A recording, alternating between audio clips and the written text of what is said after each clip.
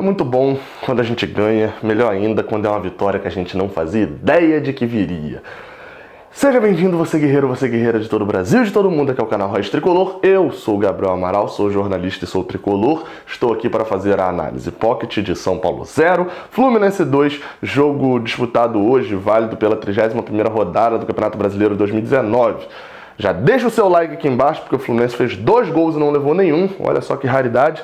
E se inscreve aqui no canal, dá o seu like aqui e tal, faz tudo isso. E vem aqui embaixo também, tem link para Black Friday da Fute Fanatics. Vem aqui embaixo, o link tá aqui na descrição. Clica lá e garanta camisas do Fluminense, materiais do Fluminense e de todos os clubes, beleza?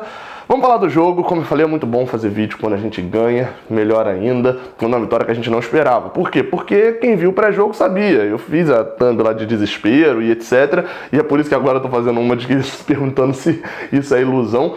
Porque a gente conseguiu vencer um jogo e não só vencer um jogo que a gente não esperava, né? Eu falei de que o empate não seria tão ruim, fiz todo aquele argumento e tal. E no final das contas,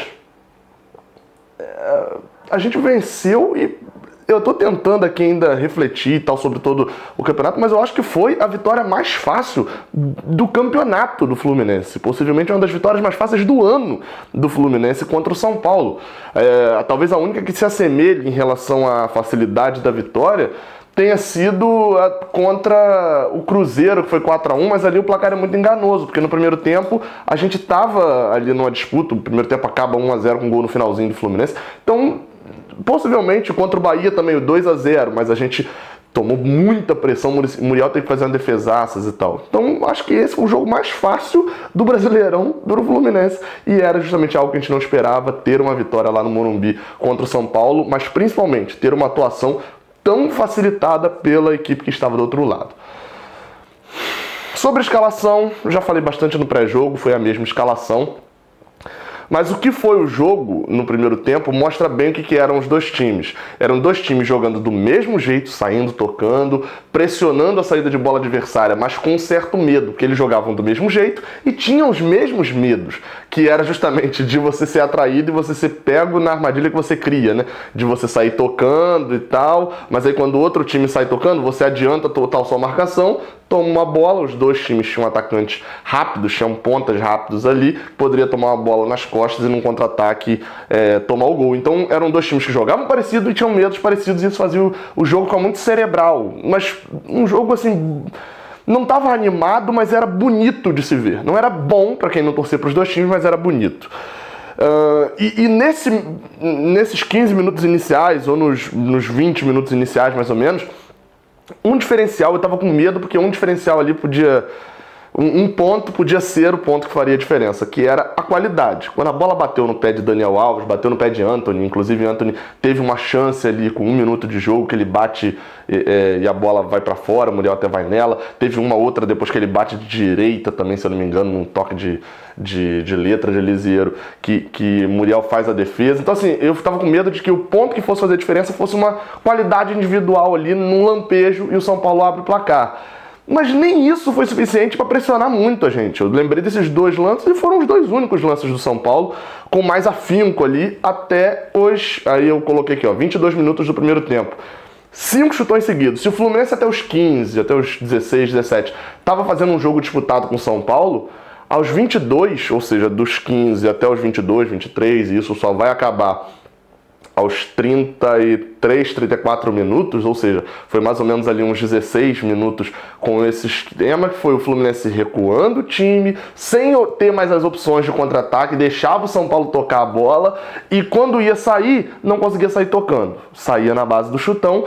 Desses 6 chutões seguidos do Fluminense, 2 acabaram dando certo, que foi um lançamento de Nino para Gilberto. Gilberto mata no peito, vai e cruza errado. Só lembrando, atuações individuais. Tem um outro vídeo, que provavelmente já deve estar aí. Se você não está vendo, não viu ainda, ele está aqui nesse card. Se você já está vendo isso aqui já na sexta-feira, ele apareceu. Se você não apareceu ainda, se inscreve aqui embaixo e ativa o sininho. Teve essa chance com o Gilberto e teve uma outra que a bola vem, bate o Marcos Paulo, ele domina e acaba perdendo a bola. aquele problema que eu citava bastante sobre o João Pedro e que eu vou falar mais disso na atuação dos jogadores. O Fluminense só tinha essas 2 chances, o São Paulo pressionava muito mais, ia criando chances, ó. Teve a chance de Antony, em que Ganso, foi essa que eu falei que ele chuta e o Muriel defende, em que Gilberto lá na frente, Ganso estava vindo cá para trás marcar, ele já tinha recuado, o Ganso que começou bem parecido com o que ele estava jogando contra o Vasco lá na frente, ele já estava jogando lá atrás de novo para marcar. Marcos Paulo e Johnny, Marcos Paulo muito mais centralizado, não estava rendendo, inverteu com o Johnny, também não deu certo, inverteram de novo. Até que, depois de 2 erros de Gilberto, aos 33 minutos do primeiro tempo, no primeiro ele matou um bom contra-ataque, foi um outro lance ainda que ele erra um passe no meio, e no segundo, uma cavadinha que Pablo sai atrás e ganha dele, e chuta para fora. E por que eu estou exemplificando esses 2 lances aqui? Porque foram 2 erros individuais que quase custaram o jogo inteiro e quase custaram toda a facilidade que o Fluminense encontrou dos 33 minutos para frente. Quase que por um erro individual, ou vários erros individuais, o São Paulo abre o placar. E a gente precisa ter isso em mente. O jogo não foi perfeito. O jogo foi facilitado, mas poderia ter sido muito dificultado se o São Paulo abre o placar aproveitando esses erros de marcação pelo lado direito. Pouco depois, o Fluminense consegue uma escapada, falta boba de Daniel Alves ali no lance, Daniel cobra na área e Digão toca de cabeça pro gol. Digão, que eu vou falar mais na atuação individual, faz o gol e já merecia o gol o Digão, né? Enfim, pela partida que vem fazendo, mas não é o objetivo primário dele. O Fluminense abre o placar no momento em que o São Paulo era melhor e em que o São Paulo começava a achar chances para poder jogar. O São Paulo veio muito jogando pela esquerda, com base ali para matar o ataque de Caio Henrique, botou Daniel Alves caindo daquele lado, etc. Enfim, jogando muito melhor por ali. Porém, o lado esquerdo era a mina de ouro. E quando o São Paulo começou a identificar a mina de ouro do Fluminense, o Fluminense fez esse primeiro gol. Mal rolou a bola, segundo gol, contra-ataque, e vale destacar quando sai o primeiro gol, estava 11-1 em finalização para o São Paulo, contra-ataque, encaixou, Johnny de calcanhar, Caio Henrique afunilando, vem, faz uma função de camisa 10, que é de dar o passe perfeito para Marcos Paulo bater, a bola ainda toca no Thiago Volpi e entra. Marcos Paulo faz o segundo gol, o Fluminense naquele momento, daí para frente, acabou o primeiro tempo, logo depois não teve muita coisa, e o Fluminense com o jogo dominado. Só que volta para o segundo tempo, o São Paulo mexe colocando Pato e Hernanes. Olha a diferença da qualidade que o São Paulo tem no banco. Apesar disso, bota e o time se torna totalmente apático. Eu coloquei aqui, eu estava anotando lances e tal, e pontos importantes para falar. Com 2 minutos, Gilberto recebe sozinho e cruza na marcação, foi um contra-ataque pela direita. Com 9 minutos, 2 saídas de bola pela esquerda. Caio Henrique erra o cruzamento na primeira, ele cruza dentro do gol, né? O Thiago Volpi encaixa. E numa outra saída pela esquerda, contra-ataque, né? Na outra saída, Marcos Paulo é quem não finaliza. A bola vem jogada na triangulação com o Johnny Gonzalez, rolada para a área, Marcos Paulo, a bola cai no pé esquerdo dele, ele acaba não finalizando. Daí para frente, acabou o jogo.